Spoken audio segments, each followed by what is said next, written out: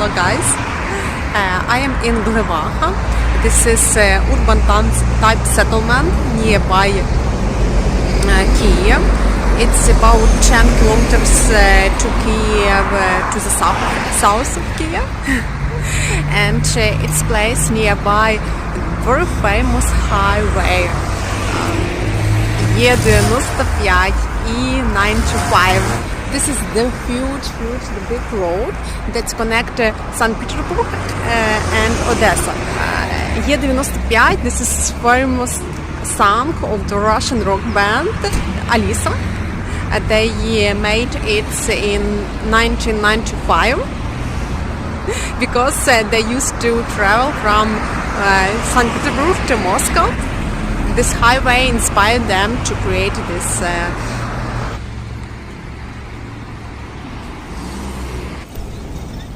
As you can see, here is small market and also railway station. Railway station was built here in the 1000 years ago in the time of Russian Empire, and it connects the main city of Ukraine. So it's really nice, it's really good transportation. You can go to Kyiv by bus and also by railway. And we meet Yogesh, and this is his bike. What's name? Avenger. Indians, yeah. It's sold here. We have a dealership here. I understand, but from Ukraine, from India. From India, yes. From India, yeah. So Yogesh is one of the foreigners who live in Ukraine.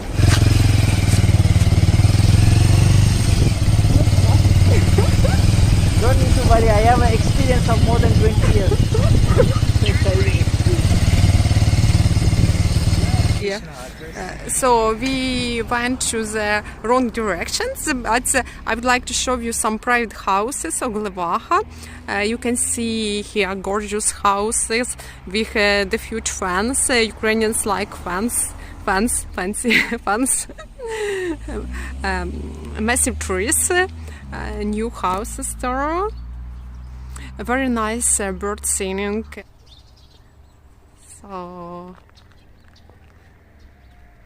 So we come back.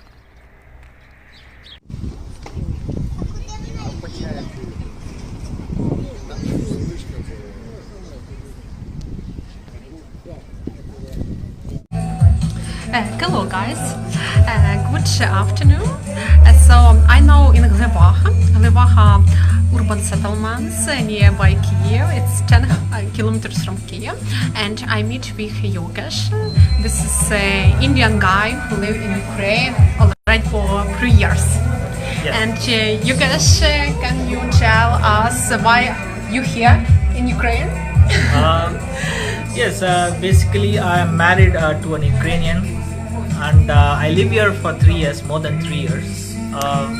It's quite a good country, and the people of Ukraine welcome foreigners. I work here, and right now I am almost settled here. That's the main reason I'm in Ukraine. Just like I tried this as an experiment, and it works out so far. Mm-hmm. So you seem to live here. You have no idea to move. I have no problem. I never had any problem in my own country or in Ukraine so far. So it is working so far so good. Mm-hmm. Yeah. So you want to stay here? Yes. I have no problem about staying here, and it's a beautiful country. Because you are a good person, so that is why you have no problem with people. But do you feel sometimes some aggressive or some racist, race discrimination? I think I went through 1 or 2 situations like that, but it was not anything bad, I can say. Every country maybe have like a 10 or 20% of positive and the negative things. So in Ukraine you can even see less. So far in my experience is very less. I've seen less than 5% so far. So it is not 100% anywhere. You cannot you cannot expect anything 100% in any country.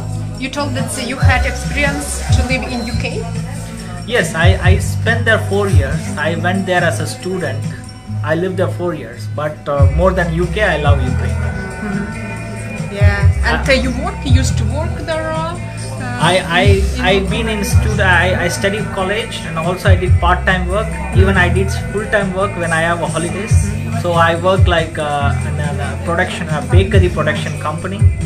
I worked with the machines, and almost 3 years I worked in the same place. And I had different types of experience, friends. But why you didn't stay there? You didn't want to? Maybe it is like it become tough. I came there as a student, and I think it's a work permit and everything has a different program, and I'm not qualified at that time for that. So it was okay. It was okay for me to leave and go back to India and settle there. So you came back to India and meet your future wife?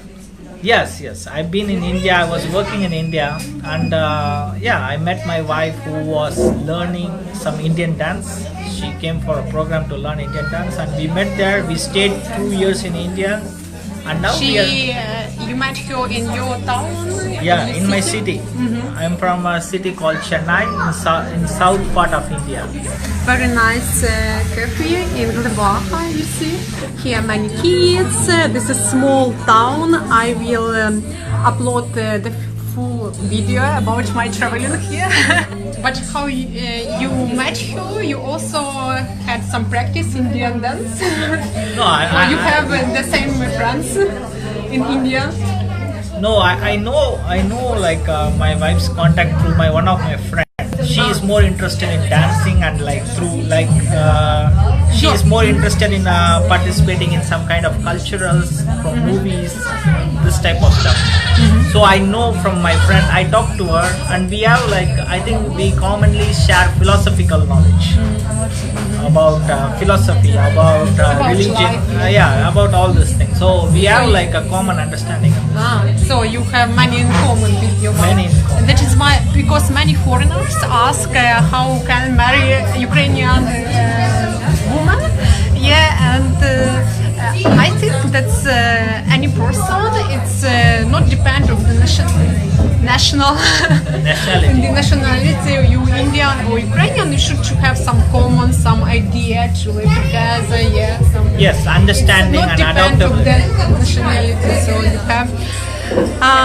And now you live in Kyiv, and Yogesh also have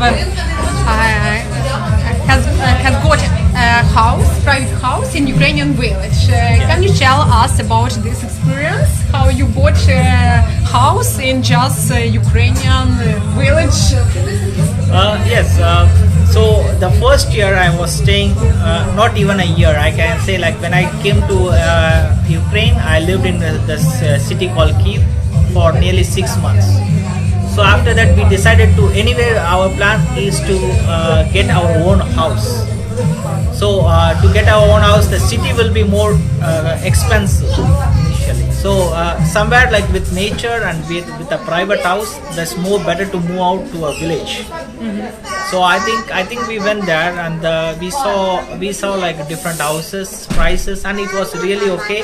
It was not very costly. How much cost your house? It's around $9,000. But it's a really expensive house in the village, because guys, you can buy a simple house in the village for $3,000 or even two. It depends how far it's from Kyiv. Your house, how far from Kyiv? It's around 150 kilometers. But Yogesh has a bike and he travels by bike, so it's much more simple. Yes, and when I buy the house, it's just not the house. It has some kind of things inside. You can already live inside that house. It has a water connection, gas connection, and heating systems. And they also constructed a new house, but it is under construction. It was around 60% completed. So when we started to see the expenses, how much they spent on this, then I accepted. I think they have spent around $7,000 to $8,000. They spent on building this.